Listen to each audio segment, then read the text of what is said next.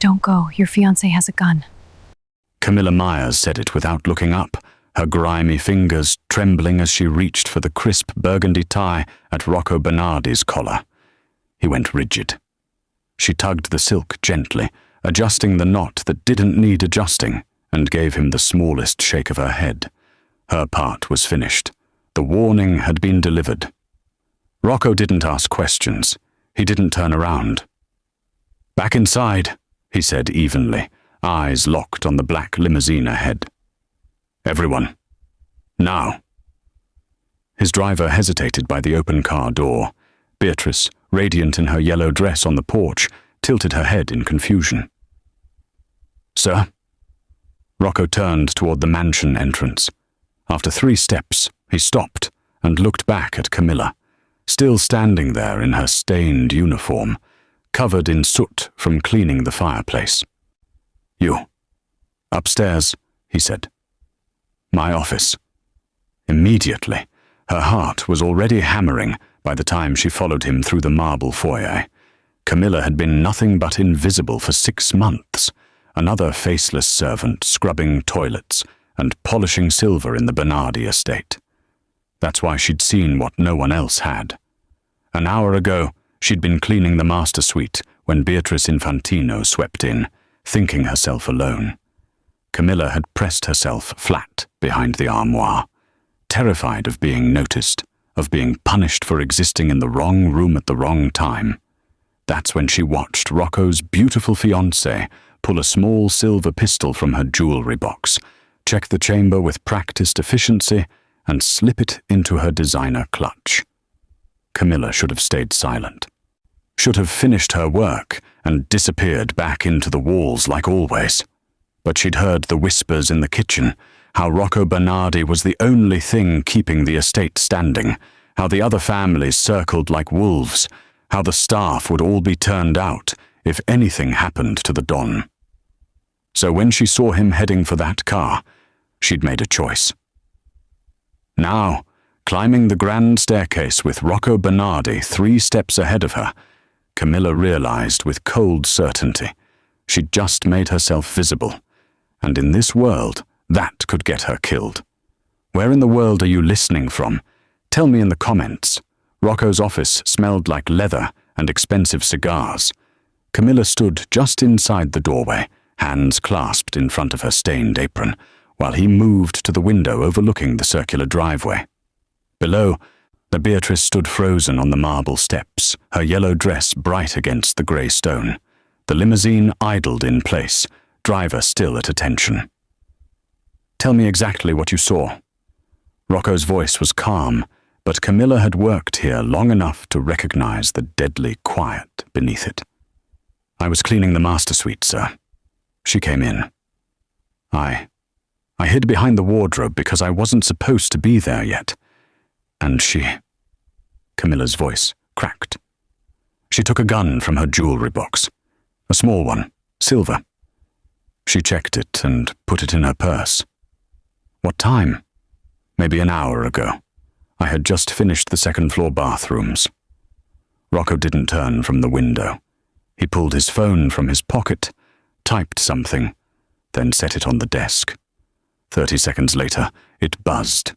He read the message, his jaw tightening almost imperceptibly. "But my driver's been with me for 8 years, Rocco said quietly. "You understand what you're accusing him of?" Camilla's stomach dropped. "Sir, I'm not.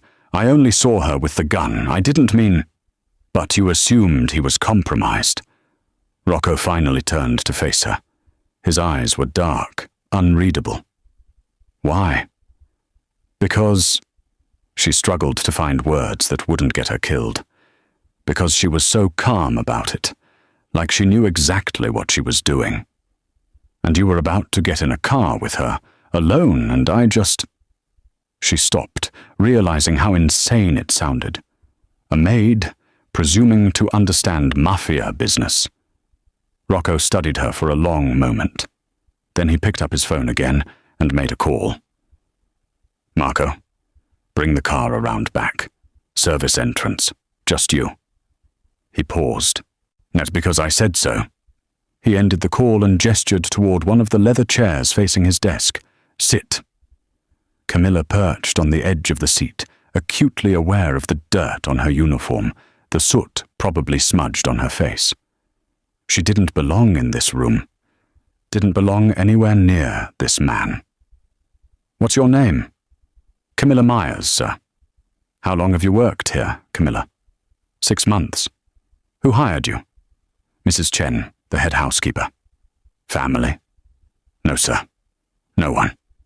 Something flickered across his face. Interest, maybe, or calculation.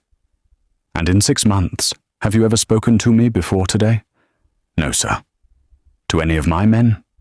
"Only when they need something cleaned." "To Beatrice?" Camilla shook her head. "She doesn't see the help." "But you see her." It wasn't a question. Rocco leaned against his desk, the arms crossed. "You see everything, don't you? Moving through rooms like you're invisible." She didn't answer. It was the truth, but admitting it felt dangerous. "Here's what's going to happen," Rocco said. "I'm going to get in that car and to drive to my warehouse in Red Hook. You're coming with me. We're going to have a longer conversation, and you're going to tell me everything you know about my fiancée's routines, her visitors, her phone calls. Everything you've seen while being invisible." Camilla's hands twisted in her lap. "And if I can't help you, then I'll know you're lying." His voice dropped.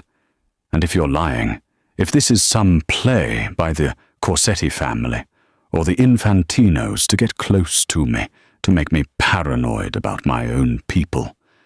He didn't finish the threat. He didn't need to. "I'm not lying," Camilla whispered. "I'm just a maid. I saw the gun and I thought, you thought you'd save me." Rocco's expression was unreadable. "Brave or stupid. I haven't decided which." A soft knock at the door. "Boss?" "Car's ready." Rocco straightened, buttoning his suit jacket. "Let's go." Camilla stood on shaking legs. Through the window she could see Beatrice still on the front steps, now talking rapidly on her phone, her free hand gesturing sharply. Even from this distance, Camilla could see the tension in her shoulders. "Sir." Camilla's voice was barely audible. "What about her?" Rocco smiled, but it didn't reach his eyes. "Let her wonder. By the time we're back, I'll know if you're telling the truth." He opened the door, waiting. "And if you are Camilla Myers, you just became the most valuable person in this house." He said it like a promise, or a death sentence. She couldn't tell which. The warehouse interrogation lasted 3 hours. By the end, Rocco knew what Camilla ate for breakfast, where she'd grown up, and every detail she could remember about Beatrice's movements over the past 6 months. He also knew she was telling the truth. People who lied didn't remember the small things, what perfume Beatrice wore when certain visitors came, how she always checked her phone at exactly 10 p.m., the way she'd started locking her bedroom door 2 weeks ago. When they returned to the estate at sunset, Rocco brought 4 additional men with him. Camilla barely had time to process the armed guards now stationed at every entrance before Mrs. Chen appeared in the foyer, her face tight with confusion. "Mr. Bernardi, sir, if there's been a security concern, I should be informed." "Camilla Myers is being promoted," Rocco said, not slowing his stride toward the main staircase. "Effective immediately. She's head of household operations. She'll need the room next to mine. Have it prepared within the hour." Mrs. Chen's mouth opened and closed. Camilla felt every eye in the foyer turn toward her. Staff members she'd worked alongside for months, suddenly looking at her like she'd grown a second head. "Sir, with respect, there are protocols for promotions. Camilla has only been with us for—" "Within the hour, Mrs. Chen." Rocco's tone left no room for argument. He glanced at Camilla. "You'll want to collect your things. Have someone bring them up." He disappeared upstairs, leaving Camilla standing in her filthy uniform, surrounded by hostile stares. Well, Mrs. Chen said icily. "But congratulations." The word felt like a slap. By dinner time, Camilla had been installed in a room that was bigger than any apartment she'd ever lived in. Cream walls, a 4-poster bed, an ensuite bathroom with marble counters. One of the housemaids, a girl named Teresa, who'd barely spoken to her before, had delivered her single duffel bag of belongings with barely concealed contempt. "Must be nice," Teresa had muttered. 6 months of scrubbing toilets and suddenly you're sleeping in the family wing. Camilla had wanted to explain that this wasn't a reward, that she was more trapped now than she'd ever been in the servants' quarters, but Teresa had already left, and Camilla was alone in her golden cage. The dinner bell rang at 7. Camilla didn't know if she was supposed to attend, but a guard appeared at her door with instructions. The Don expected her in the dining room. She changed into the only clean dress she owned, a simple grey thing she'd worn to her hiring interview, and followed the guard downstairs. The dining room was cavernous, lit by a crystal chandelier that probably cost more than Camilla would make in a lifetime. Rocco sat at the head of the table. Beatrice sat to his right, pristine in a cream silk blouse, her blonde hair swept into an elegant chignon. She looked up when Camilla entered, and something dangerous flashed across her face before she smiled. "Rocco, darling, I think there's been a mistake. The help shouldn't be dining with us." "Camilla is no longer the help." Rocco gestured to the empty chair on his left. "She's my head of household operations, or she'll be joining us for meals going forward." Camilla forced herself to move to the chair, acutely aware of Beatrice's gaze tracking her every step. She sat down, hands folded in her lap, staring at the array of silverware she didn't know how to use. "How progressive of you," Beatrice said, her voice honey-sweet. "Though I have to wonder what qualifications a maid could possibly have for such an important position. Unless—" She paused delicately. "Oh, I see." The implication hung in the air like poison. Rocco's expression didn't change. "Camilla has proven herself perceptive and loyal, 2 qualities I value highly." He unfolded his napkin. "I trust that won't be a problem." "Of course not." Beatrice's smile didn't waver, but her eyes had gone cold. "I'm sure we'll become very close. After all, we'll practically be neighbors now. What won't we, Camilla?" Camilla managed a nod. "Yes, Mom. Please call me Beatrice. We're practically family now." She reached for her wine glass, and Camilla noticed the ring on her finger, a massive diamond engagement ring that caught the chandelier light. "Though I have to say, darling," this directed at Rocco, "it's unusual to make such dramatic stuffing changes without consulting me. I'm going to be the lady of this house soon." "You will be," Rocco agreed, "which is why Camilla will report directly to me, to ease the transition." Beatrice's fingers tightened around her wine glass. For just a moment, Camilla saw beneath the polished surface, saw the rage, barely contained. Then Beatrice smiled again, raising her glass. "To new beginnings, then?" Camilla didn't miss how Beatrice's gaze lingered on her throughout the meal. Didn't miss the way she asked pointed questions about Camilla's duties, her schedule, her access to various parts of the house. She was being measured, assessed, targeted. By the time dessert arrived, Camilla understood exactly what Rocco had done. He hadn't promoted her. He'd painted a target on her back and used her as bait, and there was no way out but through. The wire was smaller than Camilla expected, a thin device taped between her breasts, the microphone no bigger than a shirt button.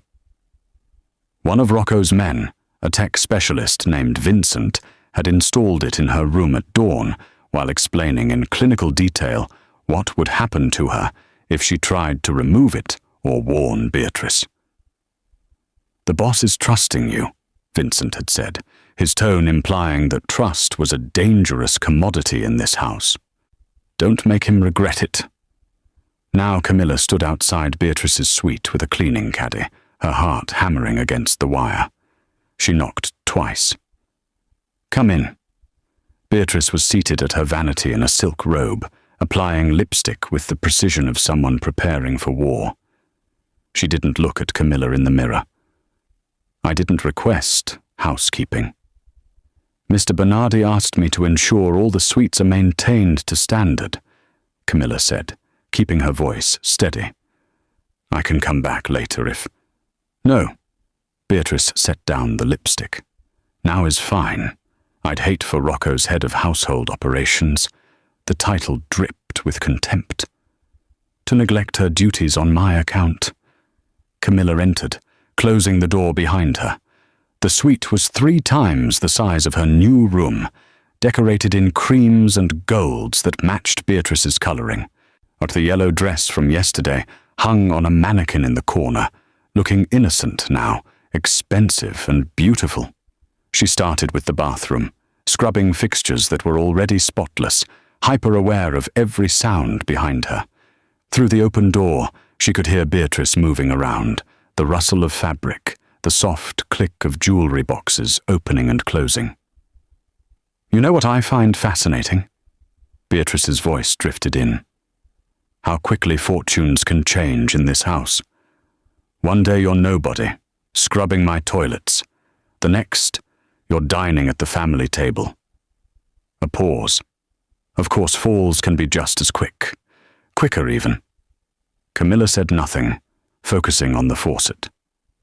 "I wonder what you did to earn such favor." Beatrice appeared in the bathroom doorway, fully dressed now in tailored black pants and a cream blouse.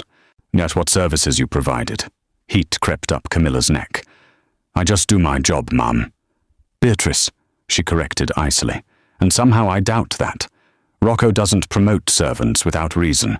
He's a practical man, transactional." Her smile was cruel. "So what did you give him, Camilla?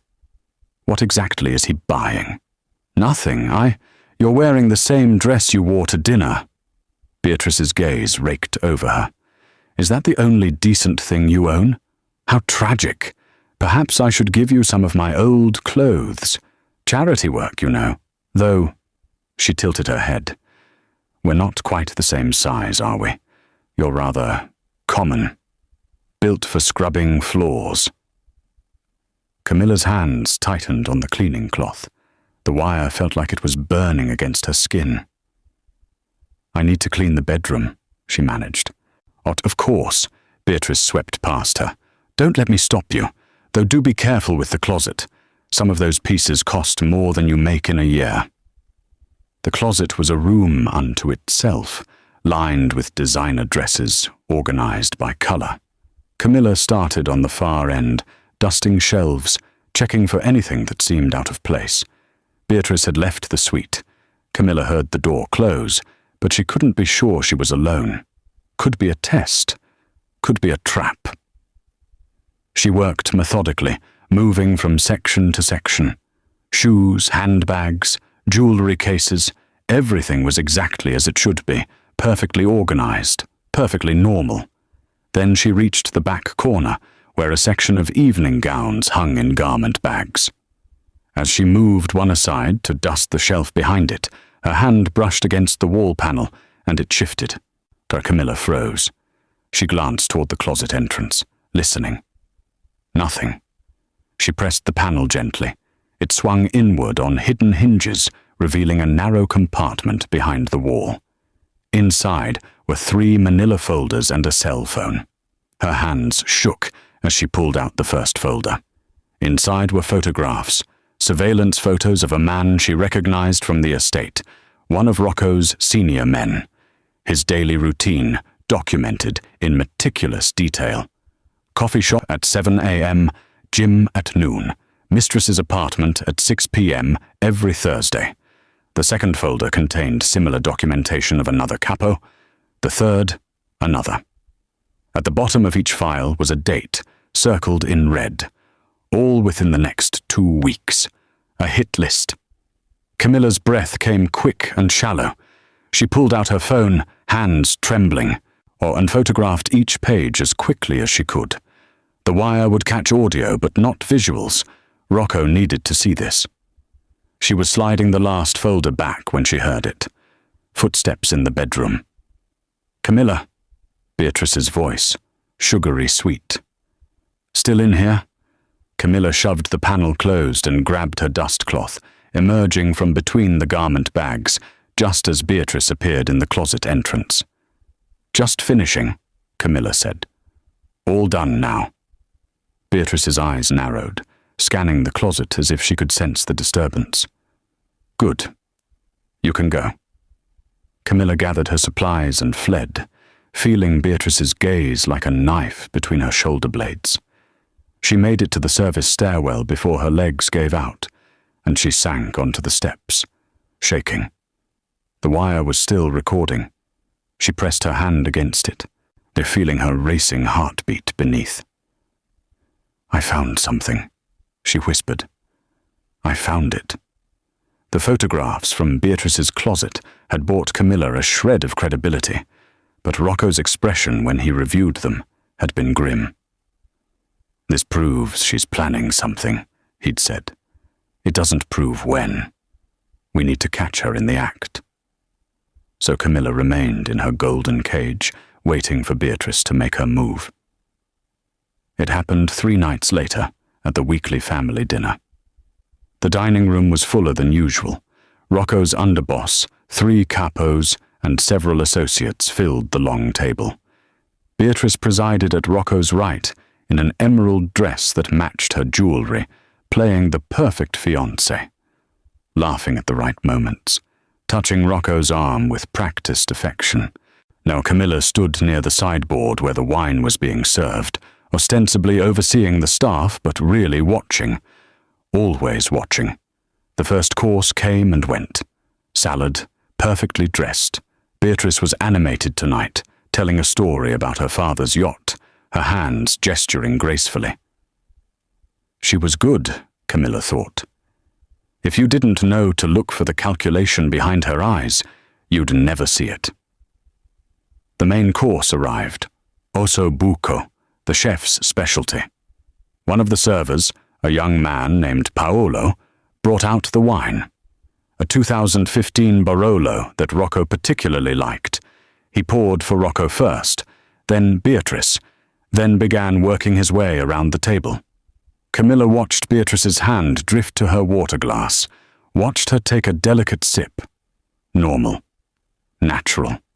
Then Beatrice laughed at something the underboss said and leaned forward, her hand sweeping out in a gesture that seemed careless, enthusiastic. Her fingers brushed against Rocco's wine glass, knocking it slightly. "Oh, how clumsy of me." She steadied the glass, then reached for her own. "Here, darling, take mine. I haven't touched it yet." She switched the glasses so smoothly that if Camilla hadn't been watching for exactly this kind of move, she would have missed it. Rocco reached for the wine, the glass that had been Beatrice's, and raised it toward his lips. Camilla moved without thinking. She grabbed the tray of wine glasses from the sideboard and started toward the table, her steps deliberately unsteady. The room seemed to slow down. She could see Rocco's hand tilting the glass, could see Beatrice watching him, her expression serene. Camilla's foot caught on the edge of the rug. She went down hard, the tray flying from her hands. Crystal shattered across the floor. Wine splashed across the white tablecloth, across Beatrice's emerald dress, across Rocco's suit sleeve. The room erupted in chaos. "You stupid, clumsy bitch!" Beatrice was on her feet, wine dripping from her dress. "Look what you've done!" Rocco had jerked back from the table, his glass, the switched glass, knocked over in the collision. Wine pooled across his plate, soaking into the osso buco. "I'm so sorry," Camilla gasped from the floor, glass crunching under her hands. "I'm so sorry, I tripped, Sorry?" Beatrice's voice rose to a shriek. "This dress cost $15,000. Rocco, this is inexcusable. But I don't care what position you've given her. She needs to be fired. No, more than fired. She needs to be taught a lesson about her place. The room had gone silent, all eyes on Beatrice, whose perfect composure had finally cracked. "Beatrice." Rocco's voice was quiet, dangerous. "Don't defend her. She's incompetent. Sit down." Beatrice froze at his tone. She sat, slowly, wine still dripping from her dress onto the chair. Rocco stood. He picked up his ruined plate, studying the wine-soaked meat. Then he turned to Paolo, the server who'd poured the wine. "Where did this bottle come from?" The cellar, sir. Chef selected it himself." "Bring me the chef." "Sir, I don't think—" "Now." 2 minutes later, the chef appeared, still in his whites, confusion on his face. "Mr. Bernardi, or is something wrong with the meal? Who had access to this wine before it was served?" The chef blinked. "Just me, sir. I pulled it from the cellar this afternoon, let it breathe in the kitchen." "And you left it unattended?" "Well, yes, but only for a few minutes while I prepared the—" The gunshot was so sudden that Camilla screamed. The chef crumpled to the floor, a red stain blooming across his white jacket. Beatrice had gone pale. Around the table, the capos sat frozen, hands near their weapons. Rocco holstered his gun and looked at Beatrice. "Anyone who tries to poison me in my own house will die. I don't care who they work for. I don't care what family they belong to." He let the words sink in. "Is that understood?" "Of course," Beatrice whispered. "Darling, but I don't understand why.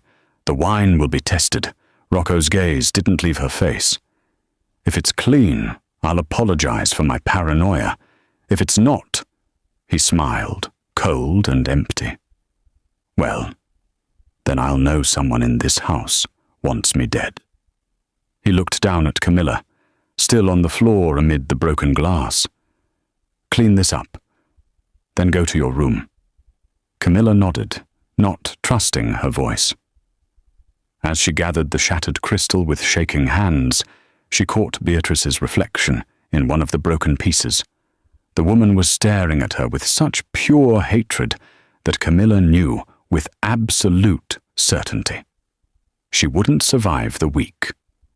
The wine tested positive for aconite, not enough to kill instantly, but enough to induce a heart attack within hours.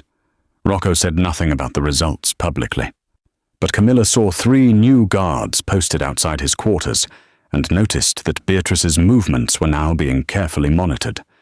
She also noticed that Beatrice had stopped pretending to smile. The attempt came 2 nights later, at 2 a.m. Camilla had been unable to sleep, her mind running through escape routes she didn't have, and outcomes that all ended badly. She'd finally given up and decided to go down to the kitchen for tea, a small rebellion, claiming space in a house where she still felt like an intruder. She took the service stairs out of habit, the narrow passage that staff used to move through the estate without being seen. The main halls were for family. These cramped stairwells were for people like her, or they had been, before Rocco turned her world sideways. The laundry wing was in the basement, and Camilla had to pass through it to reach the kitchen stairs. It was deserted at this hour, just rows of industrial washers and the chemical smell of detergent. A single bulb flickered overhead, casting strange shadows across the concrete floor. She was halfway through when she heard the footstep behind her. Camilla turned. A guard stood at the entrance she'd just come through, one she didn't recognize, which was strange because she'd memorized every face in Rocco's security detail over the past week. He was large, square-jawed, with dead eyes that assessed her like she was already a corpse. "Lost?" he asked. "Just getting tea." Camilla's voice came out steady, which surprised her. "Couldn't sleep." "Funny. Me neither." He started walking toward her, slow and deliberate. "Been thinking about that dinner? The wine? Or the way you just happened to spill that tray at exactly the right moment?" Camilla took a step back. It was an accident. Was it? He smiled, and there was nothing human in it. See, I think you're smarter than you look. I think you're the reason the boss is suddenly paranoid. The reason he's watching everyone like we're all suspects. Another step back. Camilla's mind raced, calculating distances and exits. The kitchen stairs were behind her, maybe 20 feet.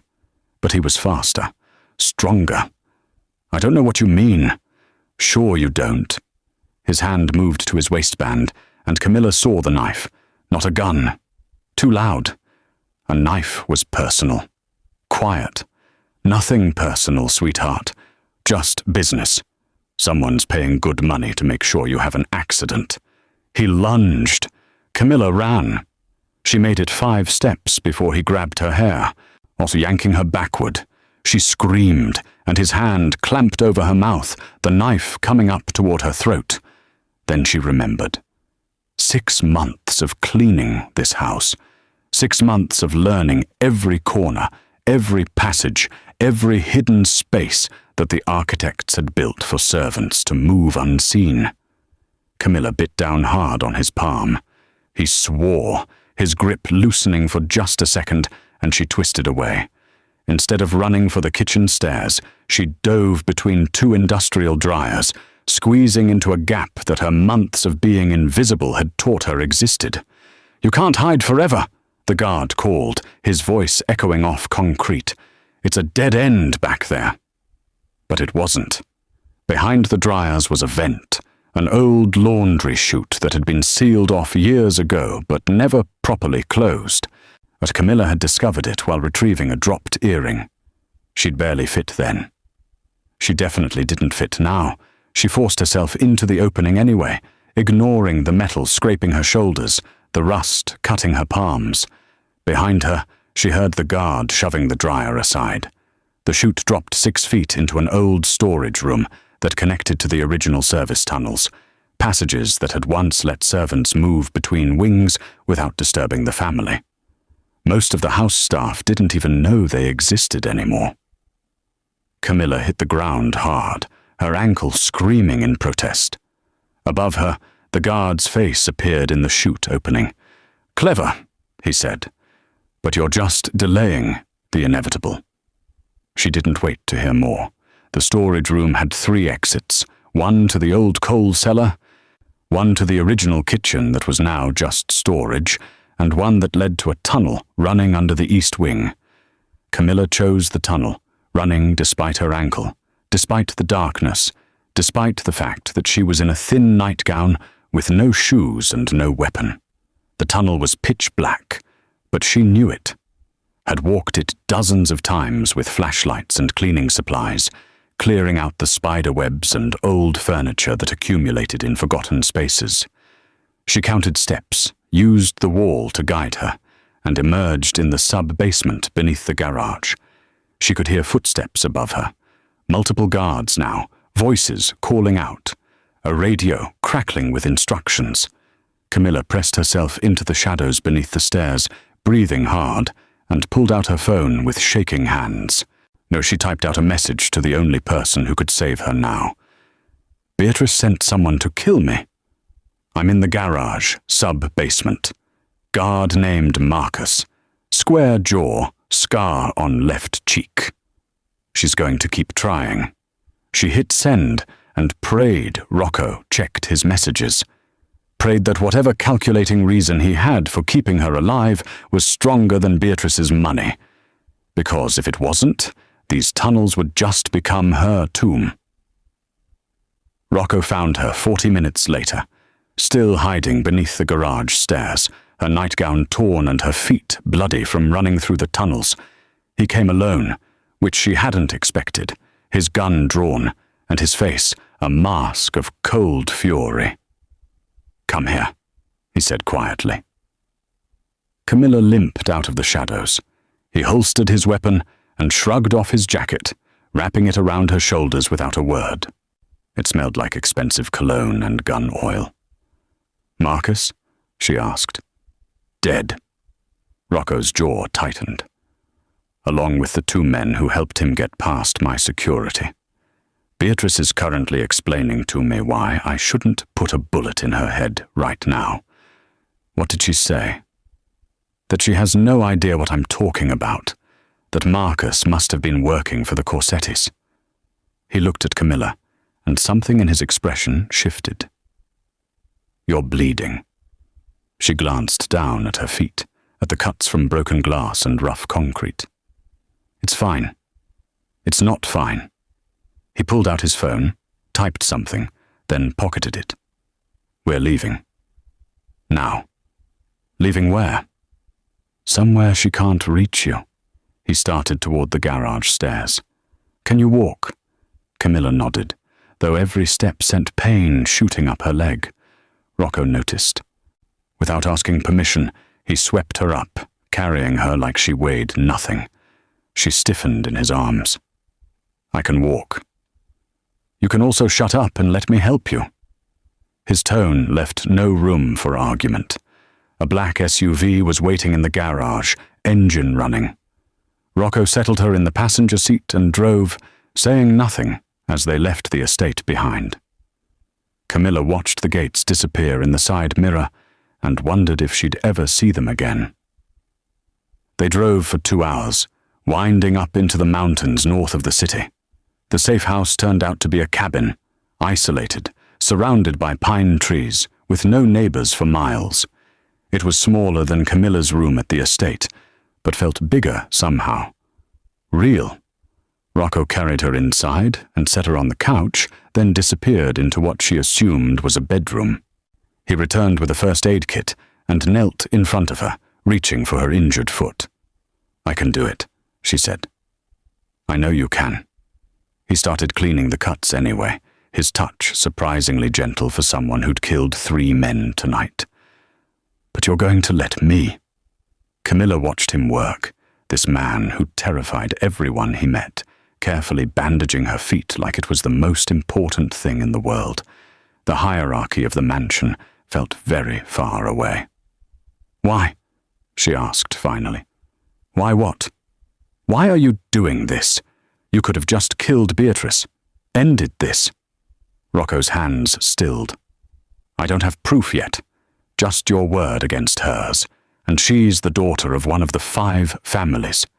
If I kill her without evidence, her father will burn my organization to the ground. He resumed bandaging. So I need time.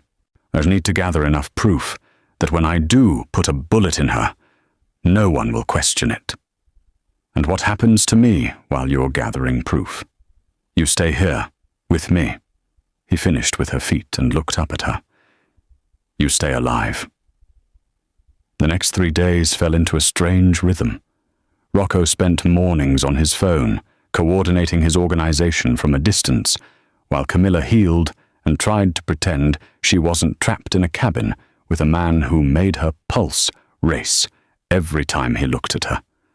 On the 4th day, he brought her outside. If you're going to survive this world, you need to know how to protect yourself. He handed her a pistol, smaller than his, lighter. Ever fired a gun? No. Good. Then I don't have to undo bad habits. He positioned himself behind her, his arms coming around to adjust her grip, or Camilla's breath caught at the proximity, at the solid warmth of him against her back. Feet shoulder-width apart, both hands on the grip. The gun is an extension of your arm, not a separate object. His breath was warm against her ear as he guided her through the stance. Every point of contact between them felt electric. Now squeeze the trigger, don't pull, squeeze. The gun kicked in her hands, the shot going wide of the target he'd set up. But she didn't drop it, didn't flinch. Again, Rocco said, his hand still steadying hers. They practiced until her arms ached and the sun started to set. By the end, she was hitting the target more often than not. Rocco stepped back, watching her with something like approval. You're a quick study. I'm motivated. Camilla lowered the gun, suddenly aware of how close they were standing. or how alone they were out here. "Rocco, don't."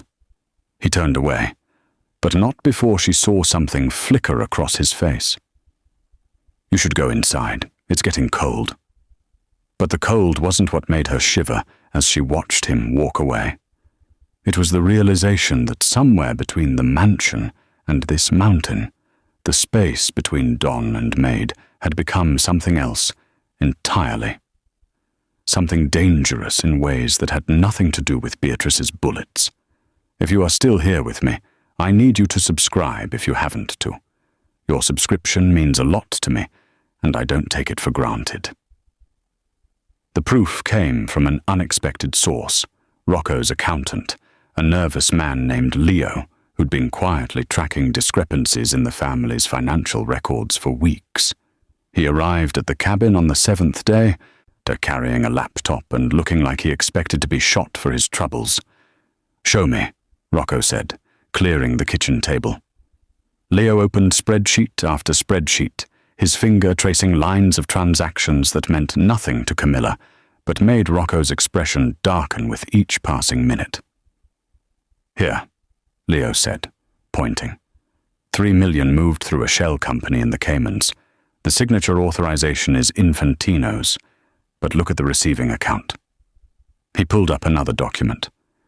It's registered to a holding company that the Corsetti family controls. When? 2 months ago, right after your engagement was announced. Rocco leaned back in his chair, his jaw tight. What else? More transfers, smaller amounts but consistent. It looks like... Leo hesitated. It looks like Infantino has been selling information. Shipment routes, distribution networks, the names and addresses of your key people. The dossiers, Camilla said quietly. Both men looked at her. In Beatrice's closet, they weren't just hit lists. They were intelligence packets. Everything someone would need to dismantle your organization from the inside. Rocco's hand curled into a fist on the table. The wedding was never supposed to happen, Leo finished. Best case scenario, Beatrice kills you at the altar. Worst case, you survive long enough to marry her, and she kills you on the wedding night. Either way, the Infantino family inherits your territory through the marriage contract, then immediately turns it over to the Corsettis in exchange for... He pulled up another document. A 20% stake in their East Coast operations and a seat on their commission. The silence that followed was deadly. How long have you known? Rocco's voice was dangerously quiet. I suspected for weeks, but I couldn't prove it until yesterday. The Cayman accounts are buried under 6 layers of shell companies. I had to... Leo swallowed. I had to call in some favors with people I shouldn't be talking to. You did good work, Leo. Rocco stood, walking to the window. Go back to the city. Don't tell anyone where I am or what you found. Act like everything is normal. And then wait for my call. After Leo left, Camilla found Rocco on the cabin's small porch, staring out at the dark trees. She wrapped a blanket around her shoulders and sat beside him on the steps. You're planning something, she said. Well, I'm planning to burn both families to the ground. He said it calmly, like he was discussing the weather. Infantino thinks he's clever, thinks he can sell me out to the Corsettis and walk away rich. He's wrong. How? Rocco looked at her, and in the moonlight she could see the cold calculation that made him dangerous. Beatrice is expecting me to either kill her, which starts a war I can't win, or marry her, which ends with me dead. What she's not expecting is option 3, which is? I give her exactly what she wants. I return to the estate. I move forward with the wedding plans. His smile was sharp, and I use her to feed false information back to her father and the Corsettis. Let them think their plan is working. That's insane. She tried to have me killed. She'll try again. Not if you're with me, or not if you're visible. He turned to face her fully. I need you to come back, Camilla. I need you to play a role. What role? Mine. The word hung between them. The staff already thinks we're sleeping together. Beatrice thinks it. Let them keep thinking it. Let Beatrice believe you're my weakness, something she can exploit. Camilla's heart hammered. And what are you really doing while they're focused on me? Gathering my allies, the families that are loyal to me, the ones who won't benefit from this merger. There are more than Infantino realizes. Rocco's expression was grim. I'm going to call a meeting, a summit. I'll tell them I've discovered a plot against the Commission. The two families are trying to consolidate power. They'll want proof. I have proof. Leo's documents, the financial records, and... He paused. Why, I'll have testimony from someone inside the Infantino family. Someone who was part of the plan but got cold feet. Camilla understood immediately. Beatrice. She'll confess everything. Who paid Marcus? What her father promised the Corsettis. Every detail of the plan to kill me and absorb my territory. His voice was ice. She'll confess because it's the only way she survives the night. And then? And then the other families will sanction the hit. The Infantinos will be declared enemies of the Commission. The Corsettis will scramble to distance themselves from the failed plot. Rocco's smile was cold. And I'll inherit everything Infantino owns as compensation for the attempted assassination. It's traditional. Camilla absorbed this, the brutal logic of the world he lived in. When? The engagement party, or 2 weeks from now. He looked at her. Can you do this? Can you walk back into that house, knowing Beatrice wants you dead?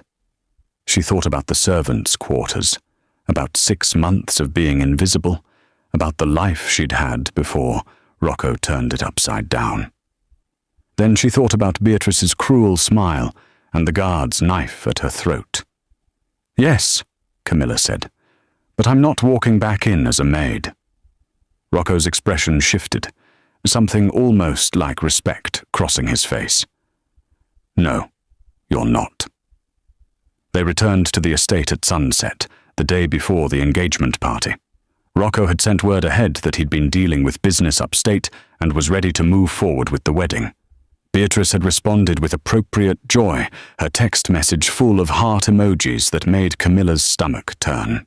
Why, she thinks she's won, Camilla said, watching the estate gates swing open. Good. Rocco's hands were steady on the wheel. Confident people make mistakes. The house was in chaos when they arrived. Florists carrying arrangements the size of small cars, caterers setting up stations in the ballroom, security contractors installing additional cameras. Beatrice had spared no expense. The engagement party would host over 200 guests, a who's who of the 5 families and their associates, the perfect place for an assassination. Beatrice greeted them in the foyer, resplendent in a white cocktail dress that probably cost more than a car. She kissed Rocco's cheek, her smile brilliant and empty. Darling, I was so worried. 2 weeks without a word. Her gaze slid to Camilla, dismissive. Oh, I see you brought your pet back. Camilla is essential to the household, Rocco said evenly. I need her here for the party. Of course. Beatrice's smile didn't waver, though I've hired additional staff for the event. Professional servers. We wouldn't want any accidents. The threat was clear. Camilla was to stay out of sight, where Beatrice could control the narrative, which was exactly what they wanted. That night, Rocco reviewed the guest list with Camillo in his office. These are confirmed Infantino loyalists, he said, marking names with a red pen. These are Corsetti associates, and these, he circled 5 names, are the ones I'm worried about, professional contractors. They don't belong to any family. Assassins? Likely. but I can't refuse them entry without showing my hand." He looked up at her. "Well, that's where you come in." The next evening, Camilla stood in the servants' staging area, wearing a black server's uniform, white shirt, black vest, black pants. Her hair was pulled back severely, and she wore no makeup, just another faceless member of the catering staff. You remember the signals? Vincent, the tech specialist, adjusted the wire hidden under her vest. Red napkin on the bar means I've identified a threat. White napkin means I need immediate extraction. Camilla's voice was steadier than she felt. "And if something goes wrong, hit the panic button." Vincent tapped the small device disguised as a button on her vest. "Rocco's men will move in within seconds." She nodded, picked up a tray of champagne flutes and entered the ballroom. The party was already in full swing. Where the room glittered with crystal chandeliers and candlelight, the guests dressed in designer gowns and expensive suits. Camilla moved through the crowd like a ghost, offering champagne, watching faces. Beatrice held court near the entrance in a red gown that matched her lipstick, her hand possessively on Rocco's arm. She was radiant, triumphant, the perfect bride-to-be. Camilla circulated, her eyes scanning. There, a man by the bar, mid-40s, broad-shouldered, with the careful stillness of someone trained to kill. His suit was expensive, but didn't fit quite right, tailored to hide a shoulder holster. She drifted to the bar, set down her tray, and placed a red napkin next to the champagne tower. 2 down, 3 to go. But the second assassin was easier to spot, a woman in a silver dress who kept her clutch closed with one hand at all times. Never set it down, never let it leave her sight.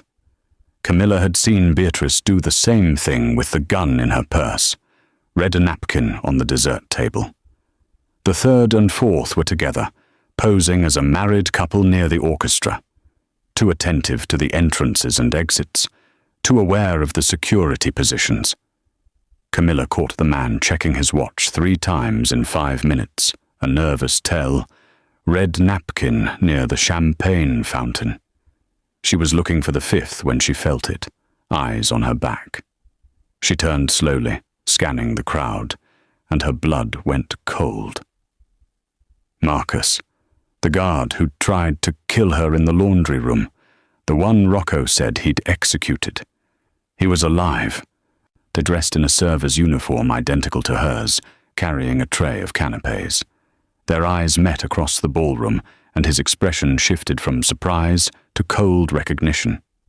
He was the 5th assassin, and now he knew she was here. Camilla's hand moved toward the panic button, but Marcus was already moving, setting down his tray and cutting through the crowd toward her. She couldn't run without causing a scene, couldn't signal without exposing herself, so she did the only thing she could. She picked up her tray and walked straight toward Rocco and Beatrice, her heart hammering, Marcus closing in behind her. If she was going to die tonight, it wouldn't be quietly in some corner. It would be right in front of everyone, where Rocco could use it, where her death would mean something. Camilla was 10 feet from Rocco when Marcus grabbed her arm. "Going somewhere?" he whispered, his grip bruising. She drove her elbow back into his ribs, exactly like Rocco had taught her at the cabin. Marcus grunted, his hold loosening just enough for her to wrench free and stumble forward. The tray clattered to the floor. Crystal shattered. The ballroom went silent. Every eye turned toward the commotion, toward Camilla, breathing hard, and Marcus reaching under his server's jacket for his weapon. Rocco's eyes met hers across the room. She saw the calculation there, the split-second decision. He nodded once. Camilla hit the panic button. The chandeliers went dark. Emergency lighting flooded the room in red, and all hell broke loose. The first shots came from Rocco's men, positioned around the ballroom's perimeter, precision strikes that dropped the assassin at the bar and the couple near the orchestra before they could draw their weapons. Guests screamed, diving under tables, running for exits that Rocco's security had already sealed. Marcus pulled his gun, aiming at Camilla, but she was already moving. She grabbed a champagne bottle from the fallen tray and swung it at his head. Glass shattered against his temple. He staggered, and she ran. Toward Rocco, toward the only safety she knew, but Beatrice was faster. The woman in red moved with deadly grace, her hand diving into her clutch, pulling out a small silver pistol, the same one Camilla had seen her load weeks ago. She raised it toward Rocco's back as he barked orders to his men, was oblivious to the threat behind him. Camilla didn't think. She grabbed a steak knife from an abandoned table setting and threw it. The knife wasn't balanced for throwing, didn't have the weight or design. But it didn't matter. It struck Beatrice's shoulder, and the woman's shot went wide, the bullet embedding itself in the ceiling. Beatrice whirled, her perfect face twisted in rage. "You little bitch!" She aimed the gun at Camilla. Rocco moved like lightning. His hand closed around Beatrice's wrist, twisting hard enough that Camilla heard bones crack. The gun dropped. Beatrice screamed, and Rocco caught the weapon before it hit the ground. "You were right," he said, conversationally, as if they weren't surrounded by gunfire and chaos. "The wine was poisoned. The dossiers were real. What your father did sell me to the Corsettis." He pressed his gun to her temple. "But you made one mistake." "What?" Beatrice gasped, tears streaming down her face. "You underestimated the help." He pulled the trigger. The firefight lasted another 3 minutes. By the end, all 5 assassins were dead. 6 of Beatrice's Infantino loyalists had been neutralized. The woman in the silver dress had tried to escape through the kitchen and been stopped by Vincent. The Corsetti associates had surrendered the moment they realized they were outnumbered. The rest of the guests, the neutral families, the business associates, the politicians, huddled against the walls with their hands visible, watching as Rocco Bernardi walked through the carnage like a king surveying his battlefield. He stopped in the center of the ballroom, stepping over Beatrice's body without a glance. His men formed a semicircle behind him. The surviving guests, nearly 100 people, watched in terrified silence. "Some of you knew," Rocco said, his voice carrying across the room. "Some of you were complicit in the Infantino Corsetti plot to kill me and absorb my territory. Some of you simply chose to look the other way." No one spoke. But one person. He turned, his gaze finding Camilla where she stood amid the broken glass and blood, still holding the champagne bottle. One person who had nothing to gain and everything to lose chose loyalty, chose to warn me, chose to stand with me when everyone else would have watched me die. He walked toward her, his footsteps echoing in the silence. When he reached her, he carefully removed the server's apron from her waist and let it fall to the floor. "Camilla Myers is no longer a servant in this house," Rocco said, loud enough for everyone to hear. "From this moment forward, she is under my protection. She speaks with my voice. She acts with my authority." He took her hand, the gesture unmistakable in its meaning. "She is the new mistress of the Bernardi estate, and anyone who disrespects her, anyone who threatens her, anyone who even looks at her wrong," his smile was cold, "will answer to me." The room remained silent, but Camilla saw it, the shift in how people looked at her. No longer invisible, no longer nothing. Rocco raised their joined hands. "Now get the fuck out of my house, all of you, except..."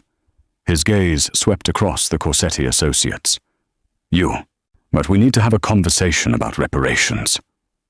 As the guests fled and Rocco's men began securing the prisoners, Camilla stood in the center of the destroyed ballroom, still holding Rocco's hand.